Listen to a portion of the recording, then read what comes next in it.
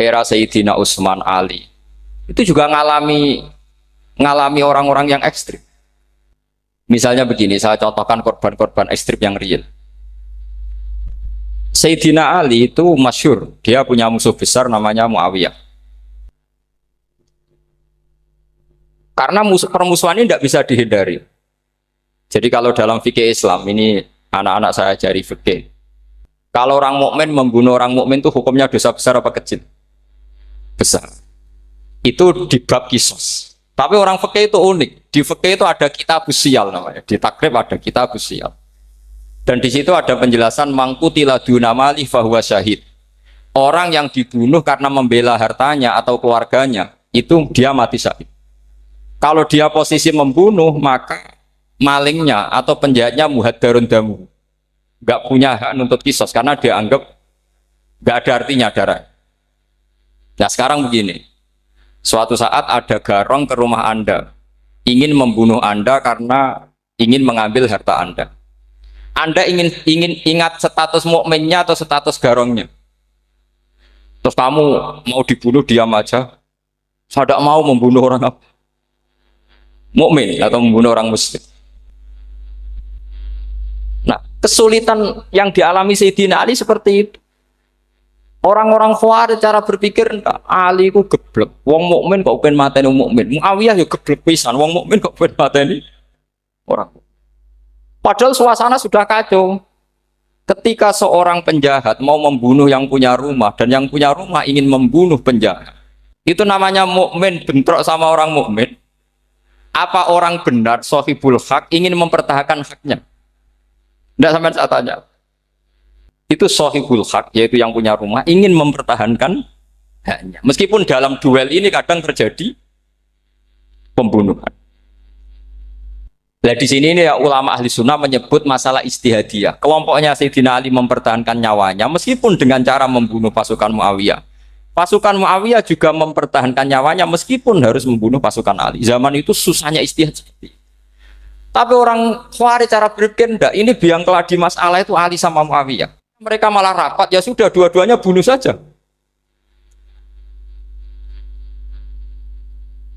Ya masyhur tuh, akhirnya Sayyidina Ali dibunuh oleh orang Khawarij. Makanya ini penting ya, pentingnya ngaji seperti ini. Jadi kamu harus dilatih berpikir nubuwah. Ya dilatih berpikir apa? Nubuwah disebut al-ulama warasatul. Meskipun dengan cara yang ekstrim, tapi pikirannya saja, jangan perilakunya. Saya punya contoh sekian kasus, sekian tragedi. Misalnya begini. Saya itu dulu punya teman, dia soleh, bisa baca Fathul Mu'in. Dia itu janggal, bilang sama saya, Gus, tidak biasanya Rasulullah itu agak-agak nyindir orang fakir. Ini kok ada hadis kadal fakru ayakuna kufrun, bahwa kefakiran itu mendekati apa? Kekufuran. Dia itu aneh sekali. Biasanya tidak biasanya Rasulullah kritik seperti itu. Walhasil ini singkat cerita, anak ini ngalami satu trauma. Dia itu miskin. Gara-gara miskin gitu jadi buruhnya orang non muslim. Dan sering disuruh nganter majikannya itu ke tempat-tempat lokalisasi. Dia mulai mikir, ini gara-gara fakir saya harus nganter orang ke lokalisasi. Mulai ingat dia, sedekah Rasulullah ini gara-gara fakir saya jadi pengantar orang ke lokalisasi. Suatu saat majikannya itu benar-benar bangkrut, malah tidak disuruh nganter. Pokoknya carikan yang cantik bawa sini, pusing. Nah, dia akhirnya walhasil lari terus keluar.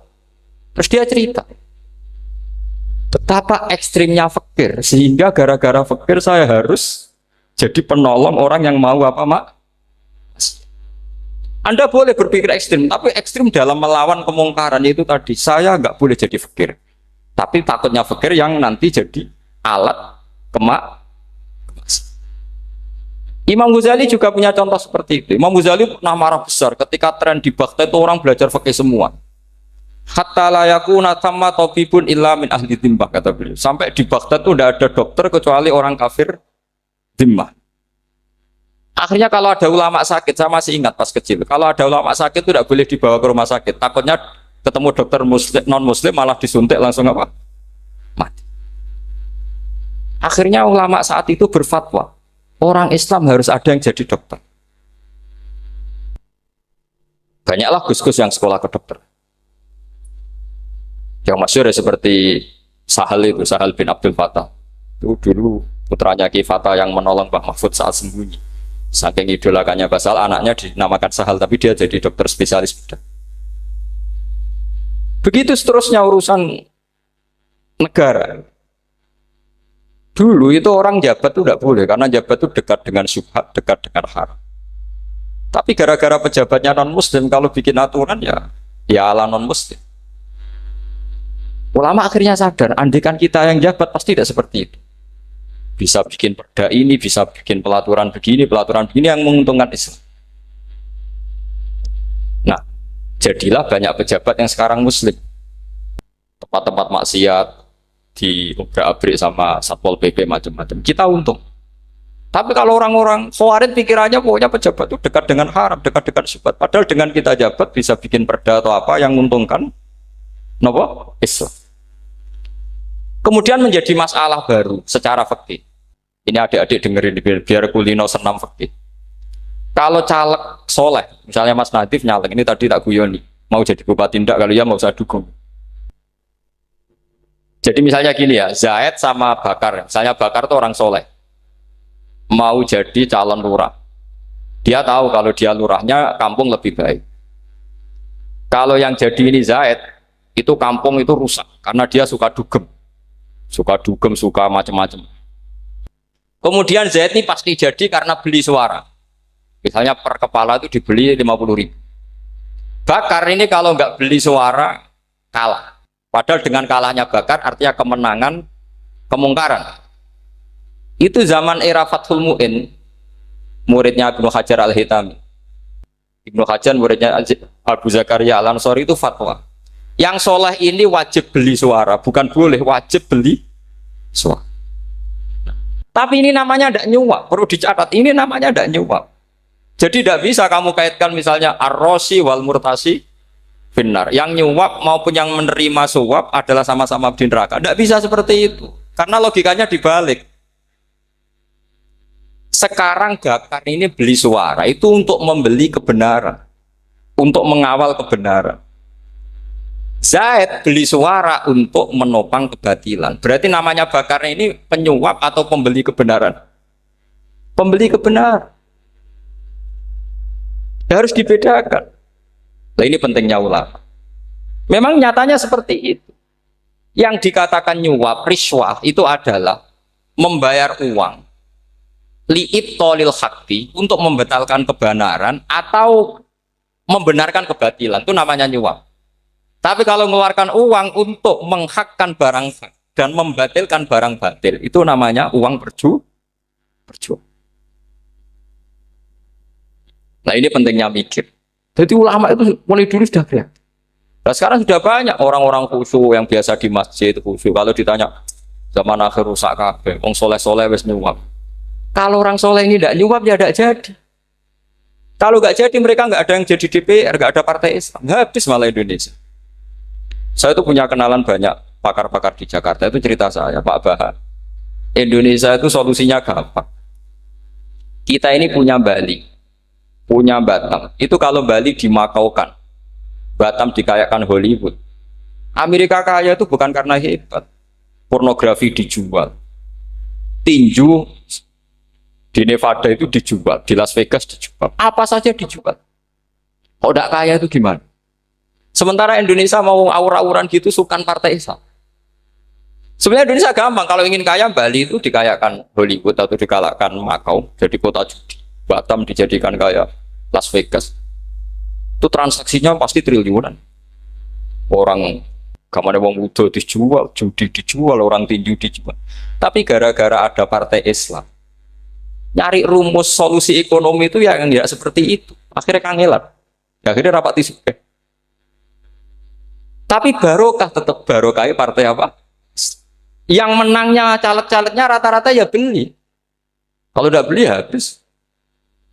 Saya bukan menghalalkan nyuap, enggak. Kalau nyuap tetap haram ila yaumil qiyamah. Tapi kalau suratul masalah seperti ini kamu mengatakan suap itu beda. Ini suratul masalah yang tidak ada kaitannya dengan Asal lawannya batil, kecuali lawannya sama-sama hak. Dua calon di kampung itu soleh sama soleh. Ini yang soleh bayar nggak boleh karena siapapun yang jadi soleh itu nggak boleh. Makanya kalau cari musuh yang dolim biar halal ya. Sekarang ya seperti itu. Kamu biasa heroik, biasa ngasih kiai kamu, ngasih hadiah kamu, biasa ngasih ibu kamu uang. Ternyata ibu kamu setelah kamu kasih uang, dikasihkan adik kamu atau kakak kamu yang nggak pernah kerja, terus kamu marah-marah, ini tidak adil. Saya yang memberi nggak dikasih, ini yang nggak kerja dikasih terus. Loh kamu biasa jadi pahlawan kok turun kelas menjadi apa? Pasien. Kamu milih jadi pahlawan apa pasien? Pahlawan. Jadi sebetulnya faham-faham ekstremis ini dari kegoblokan. Dari kegoblokan berpikir nubuwah sehingga tidak punya rasa ibadah. Lah ini yang menjadi orang-orang ekstrem. Jadi korban pertama ekstremitas itu bukan sahabat tapi Rasulullah Shallallahu Alaihi Wasallam, yaitu Nabi dibilangin oleh mereka, "I'dil ya Muhammad, kamu kalau bagi harus adil." Pikiran mereka kalau adil sama rata sama. Jadi kalau pakai pikiran itu, saya minum di sini itu haram.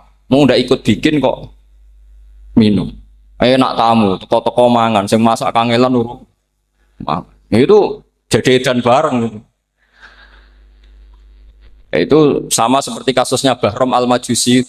Dia itu seorang raja kaya, punya anak cantik. Dipikir-pikir, anakku ayu dirabi nang liya rugi, sing gedhekno aku sing rumah aku dirabi wong liya. Maka dia berpikir mau dinikahi sendiri. Karena tadi melihat Mas Nadif ya orang Kenya tadi, apa Nigeria. Malah gak layak itu maksudnya orang. Ini Mas Nadif ini termasuk harus mendukung gerakan tidak ekstrim. Nyawanya masih itu karena barokahnya beliau agak-agak gitu. Tapi nggak sampai liberal ya, agak-agak pokoknya itu. Karena ketika ada gerakan ekstrim di Mesir, itu termasuk dia DPO. Ternyata setelah ada intelijen, beliau pas buka itu nggak makan dulu tapi rokok dulu. Wah ini mesti orang sekuler, nggak ekstrim.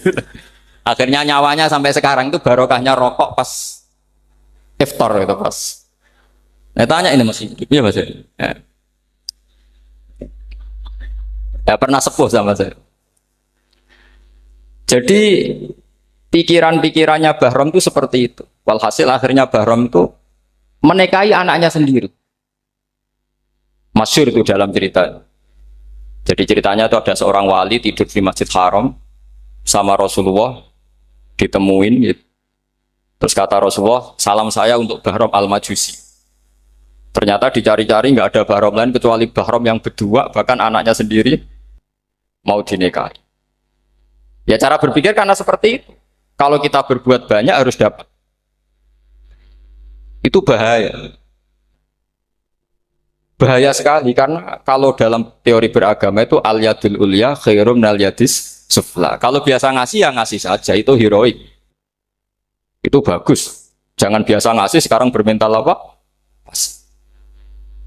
Makanya saya itu kalau ngajar di pondok yang dulu pernah saya belajar di situ atau yang pernah sepuh itu, dikasih itu bingung. Karena saya ya masih waras itu. Jadi kalau dikasih itu bingung. Tapi banyak juga guru-guru yang dulu ngaji lama setelah ngajar di pondok alma maternya nuntut. Itu saya tidak tahu itu. Itu sudah ada agak-agak kayak itu tadi. Walhasil si Bahram tadi itu, ini cerita harus saya teruskan karena nggak boleh diputus. Dapat salam dari Rasulullah. Ternyata di balik nakalnya dia itu pas mau bulan pertama, malam pertama itu ada seorang janda sepuh ke situ. Ganggu dia tentu ya. Ketika dikejar pulang lagi sampai 3 kali. Dia tanya, kenapa bu kamu begitu? Katanya saya ini anak-anak saya kelaparan. Kalau saya pulang anak-anak saya nangis minta makan. Saya ingin minta Anda. Tapi setelah saya ingat Anda ini majusi, saya mukmin, saya mukminah, saya pulang. Ya sudah bu, kamu di rumah saja. Nanti saya kirimi makan. Dikirimi sendiri, padahal dia seorang raja, orang kaya. Barokahnya itu dia dikasih tobat sama Allah. Dan paginya ketemu tamu yang mengirimkan salam dari Rasulullah SAW. Akhirnya Bahram ini menjadi muslim. Tapi intinya berpikir seperti tadi itu salah, bahwa kalau saya jasa banyak harus mendapat apa? Ini cara berpikir orang-orang Khawarij. Iya, saya pernah ditanya seorang dosen. Gus, saya ini kalau baca sejarah perang Badar atau perang Uhud, yang saya tidak nerima itu satu. Kenapa setiap ghanimah, harta orang kafir dan istrinya orang kafir kok disita orang Islam, dan yang perempuan jadi amat, kemudian juga digauli orang Islam, yang hartanya orang kafir juga jadi asetnya orang Islam, kok kayak garong. Dia tanya seperti itu sama saya. Terus saya jawab, kalau sampean ada garong dan kemudian bawa senpi, senjata api, kemudian garong Anda, penjahat Anda lumpuhkan, ya senpi itu harus Anda kembalikan. Monggo penjahat ini kagungan jenengan beto wangsul. Karena ada milik Anda, harus dikembalikan. Wah, tidak bisa Bapak, kalau saya kembalikan pasti dipakai jahat lagi, dipakai kriminal lagi. Ya sama, kalau asetnya orang kafir dikembalikan ke orang kafir akan menjadi aset kekafiran lagi untuk menghancurkan kita. Nah, perempuan juga sama. Perempuan itu alat produksi. Jika perempuan tadi dikembalikan ke orang kafir, maka kamu menolong populasi orang. Ya seperti itu. Paham? Makanya disita dalam perang loh ya, tapi dalam perang yang legal. Nah itulah kenapa amat halal. Makanya di Quran itu illa ala azwajihim aw ma malakat ayman. Paling enggak itu masih ada ulama atau pemikir atau ustadz siapa saja yang bisa memahami logika apa? Nanti kalau ulama ini sudah meninggal, orang akan mencibir Islam dengan cara mengatakan Islam itu jahat, yaitu menyita hartanya orang kafir dan istrinya orang kafir setiap kali terjadi perang. Karena pemikiran ini pasti sama-sama kutubnya, sama-sama ekstrim. Nah ini penting saya katakan. Makanya masyhur itu perdebatan Sayyidina Ali dan Muawiyah. Ini saya kutip sedikit. Ini ya sama-sama berpikir ekstrim, tapi ekstrim yang baik. Walhasil dalam satu kerja bakti di Masjid Kuba, itu ada sahabat namanya Ammar. Ini di depan umum, ini penting. Kalau dalam ilmu hadis di depan umum ini penting, karena nanti menjadi mutawatir. Beda dengan hadis yang Nabi ngendikan sama satu dua sahabat, namanya hadis ahadi. Di depan umum Nabi guyon gini sama Ammar, ya Ammar waihak taktuluka alfiatul baghiyah. Ammar, kamu ini nasib kamu itu agak sial. Karena nanti yang membunuh kamu itu kelompok yang tidak benar. Alfiatul baghiyah itu kelompok yang tidak benar. Itu disaksikan sekian sahabat. Walhasil suatu saat Ammar ini ikut perang dan ikut pasukannya Ali dan terbunuh oleh pasukannya Muawiyah. Seneng Ali. Walhasil Ammar ditemuin sama Ali. Ya Muawiyah, al-ana dhuhara bi anna fi'ati haqqun wa fi'ataka baghiyah. Sekarang kelihatan siapa yang benar. Saya yang benar, kamu yang salah. Kenapa? Karena Ammar kelompokku dan terbunuh oleh kelompok kamu. Padahal kata Rasulullah yang membunuh Ammar adalah kelompok yang salah. Muawiyah pintar sekali, dia jawabnya gini. Laula kama kutila Ammar. Ammar terbunuh karena bela-belain kamu. Kalau kamu tidak nyuruh dia perang juga enggak terbunuh kan. Jadi kamu ikut andil, terbunuhnya siapa? Ammar. Tapi apa kata Sayyidina Ali? Idzan qatala Rasulullah Hamzah. Kalau teori itu Anda pakai, Rasulullah pun membunuh Hamzah. Sekarang Hamzah perang karena suruhan siapa? Rasulullah. Yang membunuh Hamzah siapa? Wahsy. Kalau teori itu Anda pakai, berarti Rasulullah pun membunuh Hamzah. Terus fasa kata Muawiyah, Muawiyah diam.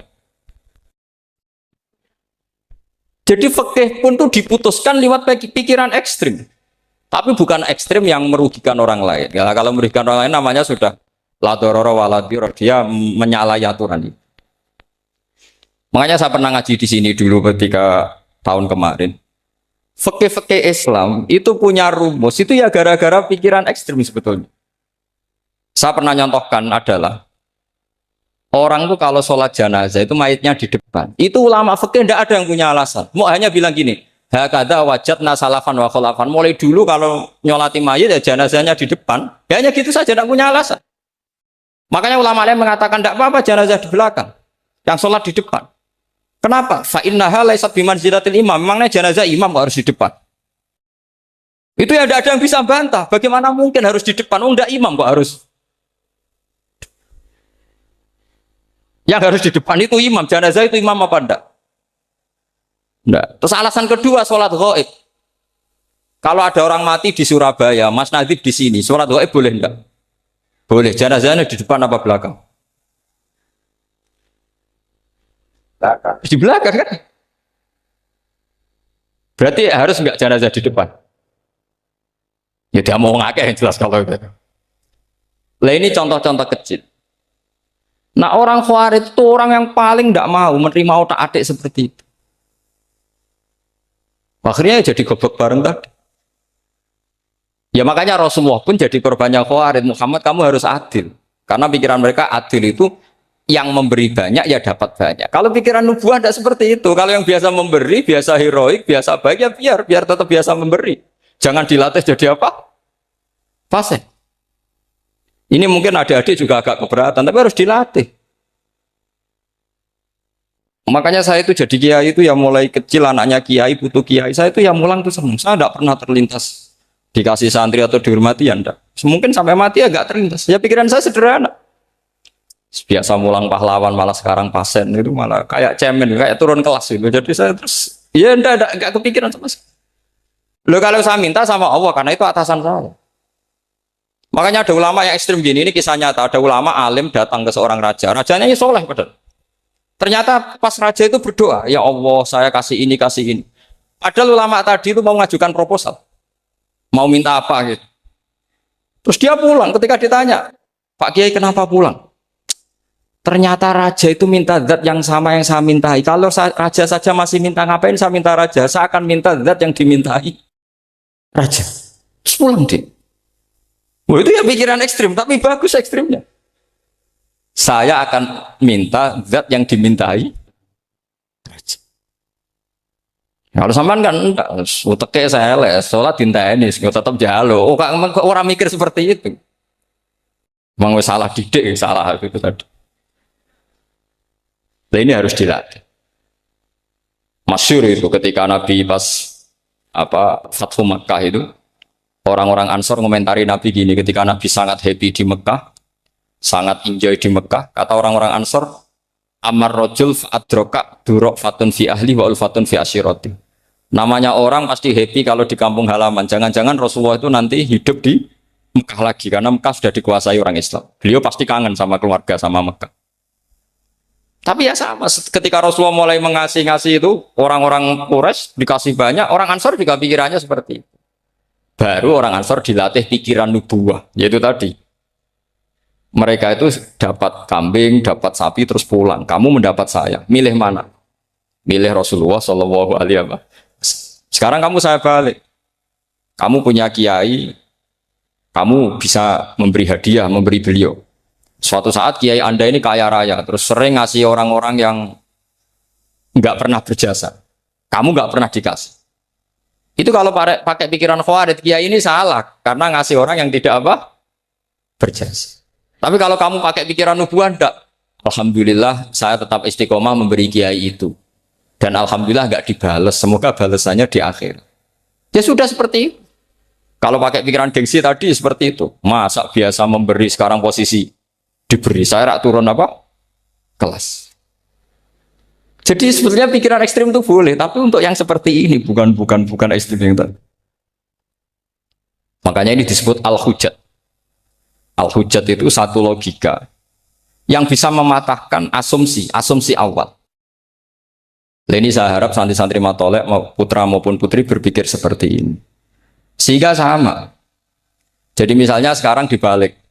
Kalau ada orang NTT yang masih non-muslim, itu orang kafir yang harus dibunuh atau orang kafir yang harus didakwai.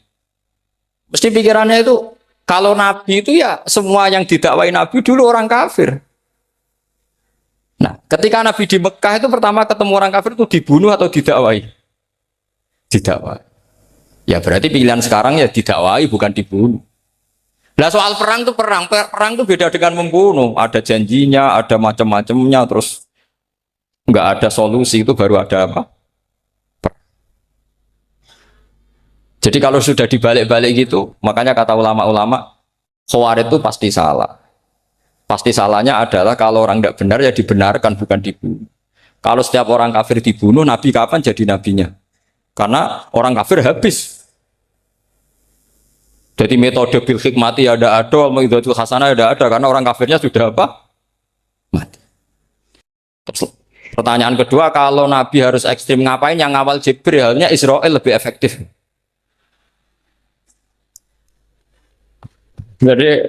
Jadi kalau sama-sama ingin ekstrim, Nabi itu nggak usah dikawal Jibril, kan enggak efektif kan? Harusnya yang ngawal itu siapa? Israel. Kan nggak repot. Nah, jadi saya mohon ini saya cerita. Jadi korban pikiran ekstrim itu bukan siapa-siapa. Pertama itu Rasulullah. Akhirnya Rasulullah menjelaskan, ya beginilah cara berpikir. Jadi saya kira demikian. Nanti mungkin kalau ada tanya-tanya, ada pertanyaan. Yang jelas kalau seputar ekstremitas itu bisa latihan. Ya sebenarnya bisa latihan di fikih. Karena fikih ini cerminan dari pikiran ulama. Ya, cerminan dari pikiran apa ulama yang tidak tekstual. Ya, seperti gini ya. Tasaddaqa Rasulullah so'an min tamrin au so'an min aqidin. Ketika zakat fitrah itu Rasulullah mengeluarkan satu sok tamr. Tamr itu kurma. Kalau menurut tekstual berarti zakat fitrah harus pakai kurma. Tapi semua ulama sedunia mengatakan putih ahlil balad. Hanya dalam konteks Indonesia ya pakai apa? Beras. Berarti kata tamr diganti kut. Diganti apa? Kut. Jadi orang itu jangan diajak goblok bareng. Masa Nabi ngendikan tamr harus apa? Makanya saya pernah debat. Pak Nabi itu cingkrang. Kenapa orang-orang itu rata-rata tidak cingkrang? Saya bilang, Nabi itu hidupnya di Mekah. Kenapa Anda hidup di Indonesia? Iya, Nabi itu hidupnya di Mekah. Terus saya tanya lagi, Nabi itu hafal Quran, kamu udah hafal? Saya hafal Quran. Kalau cingkrang gampang, karek ngetok kata saya. Ya, kalau ada sunnah Rasul, Nabi hafal Quran, enggak? Hafal kan? Berarti kalau ikut sunnah Rasul, hafal Quran. Jangan cingkrak tok, ya hafal apa? Ya sama poligami juga gitu yang tadi diceritakan Mas Natif itu. Nabi itu poligami setelah Khadijah meninggal. Apa mereka mau nunggu istri pertama meninggal? Kalau ingin persis nunggu istri pertama meninggal. Ah iya. Enggak mau juga kan? Ya biasa saja lah. Pokoknya yang dihalalkan syariat ya kita bilang halal, yang diharamkan kita bilang apa? Enggak usah sok suci sunnah Rasul. Saya punya banyak cerita. Abu Bakar itu dulu sering menghindari sunnah Rasul. Dulu Rasulullah itu kalau ada orang minta ya dikasih. Ketika era Abu Bakar bikin Baitul Mal. Ketika ditanya ini zaman Rasulullah tidak ada. Kata Abu Bakar, huwa Rasulullah. Beliau itu Rasulullah. Mbak gak di-manage ya negara tertib. Umar bikin pasukan itu diangkat negara. Kalau dulu zaman Nabi yang ikut perang bahaya, yang tidak perang namanya munafik. Era Umar tidak, militer itu ditunjuk. Ya digaji pakai Diwanul Murtaziqah. Ketika ditanya kenapa ada kayak Rasulullah, huwa Rasulullah, mbak tidak tertib pun tetap negara stabil. Karena ada karisma. Jadi kadang-kadang dalam banyak hal itu kita malah tidak boleh persis Rasulullah karena kadang banyak khususnya. Yaitu contoh yang paling masyhur di fikih ya kayak Nabi itu nikah 9 itu khususnya. Dalam strategi juga sama. Dalam strategi memanage negara juga sama. Banyak sahabat yang punya ide yang zaman Nabi itu tidak ada. Ketika ditanya kenapa tidak persis Nabi, katanya huwa Rasulullah. Ya Rasulullah itu meskipun seperti itu, meskipun tidak tertib secara rasional, tetap dikawal wahyu. Makanya negara baik-baik saja. Kalau saya ini hanya Abu Bakar, kalau enggak ya repot. Umar ya sama, bikin Diwanul Murtaziqah. Utsman juga sama, di-manage negara. Sayyidina Ali juga di-manage. Kalau Nabi enggak. Tapi enggak apa-apa, karena ada karisma. Sama tak cerita nih, masalah zakat yang masyhur. Orang paling bakhil sekalipun, paling kikir sekalipun, itu zaman Rasulullah bayar zakat. Karena pikirannya setelah zakat dikasihkan, Rasulullah mendoakan. Khudh min amwalihim shadaqatan tutahhiruhum wa tuzakkihim biha wa sholli alaihim. Inna sholataka sakanul lahum. Era Abu Bakar enggak. Sorry ya Abu Bakrin, dulu kita zakat sama Rasulullah karena didoakan beliau. Kamu hanya Abu Bakar, saya tidak mau zakat. Ya sama lah seperti orang dipimpin ulama-ulama karismatik. Orang dipimpin Badullah itu tidak usah metai, santri sudah nurut. Dipimpin Usman Nazif, gak bikin pelaturan, habis pondok. Kalau tidak ngancam, gak gini, ditakzir, gak gini, habis. Zaman Badola dehem tok santri wedi. Mas Nadif dehem. Oh, enggak. Nah, makanya Rasulullah itu tidak banyak bikin pelaturan. Rasulullah itu kalau mau perang itu hanya bilang sahabat, saya besok ditantang Abu Sufyan di sini. Saya mau perang. Oh itu sahabat ikut semua. Orang melihat wajahnya, melihat karismanya sudah tertarik ingin menyelamatkan beliau. Kita tidak akan ridho Rasulullah keluar sendiri. Kalau Abu Bakar ya enggak. Pertama Abu Bakar pidato sudah sopan. Saya memimpin kamu. Ini ketulitu alas tubuh khairikum. Saya ini mimpin kamu, tapi bukan berarti saya yang terbaik. Jika saya benar maka dukunglah. Kalau salah ingatkan. Itu pertama orang-orang bilang apa? Fawwala uqiman nakabisef. Nanti kalau Anda salah tak ingatkan pakai pedang. Ya karena hanya Abu Bakar bukan Rasul. Jika diaturlah, ini ada militer, ada pengawal, ada Baitul Mal. Era Umar lebih modern lagi, ada Diwanul Murtazikoh, ada macam-macam. Ya Rasulullah nggak ada. Nah sekarang orang sidik-sidik muni sunnah Rasul. Padahal ada sunnah Rasul yang khasnya Rasulullah sebagai nubuah. Ya khasnya Rasulullah sebagai apa? Coba Nabi itu istrinya 9. Semuanya cerita tentang tahajudnya Nabi, witirnya Nabi. Apa kira-kira Mas Nadif kalau punya istri 4 ceritanya tentang tahajudnya Mas Nadif? Kan enggak. Nah, jadi saya mohon, sebetulnya pikiran-pikiran ekstrim itu karena enggak mau belajar. Enggak mau belajar. Kalau mau belajar itu, kata Imam Ghazali itu dalam kitab Imla, Al-Imla fi Iskalatil Ikhya itu, fal ma'ani awsa'u minal ibarat. Yang namanya ma'ani itu awsa'u minal ibarat. Jadi yang fal ma'ani awsa'u minal ibarat. Jadi yang namanya makna itu lebih luas minal apa? Ibarat. Nah, ini contoh yang paling nyata ya Sayyidina Ali. Ketika Sayyidina Ali perang sama Muawiyah, itu Sayyidina Ali bilang, sebaiknya Muawiyah kirim delegasi, mediator. Saya juga kirim mediator. Terus orang-orang Khawarij karena tadi tekstual. Mahada ya Ali. Ini apa ya Ali? Lam yujad fi kitabillah. Aturan mediator itu tidak ada di Quran. Bahwa kalau kita perang harus ada mediator itu tidak ada. Terus Sayyidina Ali baca ayat, wa in khiftum shiqaqa bainihima fab'atsu hakaman min ahli wa hakaman min ahliya. Jika lelaki dan perempuan, suami istri terjadi shiqaq, terjadi konflik, maka suami kirim satu mediator, yang pihak perempuan juga kirim mediator.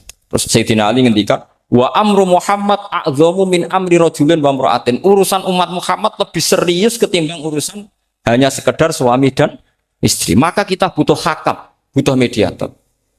Baru 4.000 orang Khawarij tobat ngikuti pikirannya Sayyidina Ali yang tidak tekstual. Sama seperti zaman Rasulullah. Ketika Rasulullah mau perang Badar, saya ini mau perang Badar kata Rasulullah. Musuh saya itu 1.000 lebih. Kalian hanya 313. Apa kita teruskan? Itu sahabat langsung bilang gini, saya itu hafal teksnya. Idzan lanaqulu laka kama qalat banu Israil fathab anta wa rabbuka faqatila inna hahuna qa'idun walakin idhab anta faqatila inna ma'akum muqatilun. Ini kelihatan sekali bahwa para sahabat sudah ada tekstual. Orang-orang Bani Israel ketika melihat Musa katanya sakti dan orang dekat Allah, itu cara berpikir orang Bani Israel gini. Walhasil ada perintah supaya Musa itu merangi kaum Jabarin. Orang Jabar ini gagah-gagah, pikirannya orang Bani Israel. Musa kami itu sakti dekat Allah, ya sudahlah sama Allah saja sana, tak tunggu di rumah kabarnya. Itu kan sama dengan santri semedit, roh kiai ini suga, kiaiku suga, serasa tak pikirkan seperti itu. Ya sama seperti itu. Nabi ku kekasih Allah, mesti perang menang, serasa tak ewangi mesti menangis. Fadhab anta wa rabbuka faqatila inna hahuna. Kok itu? Ya sudah kamu berangkat saja sama Tuhan, tak tunggu di rumah. Tapi apa kata para sahabat Ansor ketika Nabi minta supaya mereka dukung di perang Badar? Langsung bilang, idzan lanaqulu laka kama qalat banu Israil. Kita tidak akan bermental kayak Bani Israil. Ini tekstual pada enggak. Mereka punya mafhum, punya pikiran. Cara Mas Nadif punya kreatif. Bahwa ini mental yang bejat, kita tidak akan meniru seperti itu sahabat. Jadi dulu sahabat itu makna di Quran juga ada tekstual. Jadi bisa memahami. Nah sekarang orang memaksa semuanya harus tekstual. Ya meskipun tadi jangan terlalu liar terus menjadi liberal. Tapi saya tidak tahu kalau contohnya Mas Nadim tadi pakai kondom, silikon, tidak tahu itu pikirannya Jil apa Mas Nadim tidak tahu saya itu tidak tahu kok sampai sembeling itu saya tidak tahu itu. Oh, lagi juga kalau tidak bisa nyontohkan yang di luar itu, saya itu ya tidak tahu. Mulai dulu ilmunya yang seperti itu terus ya tidak tahu lagi. Jadi mulai dulu zaman Nabi pun itu sudah ada pikiran-pikiran seperti itu. Jadi tekstual atau harfiah itu ya enggak. Nyatanya sahabat langsung bilang idzan lanaku rolaka kama qolat banu apa? Esra. Jadi ini saya kira demikian, nanti kalau apa ada yang tanya monggo.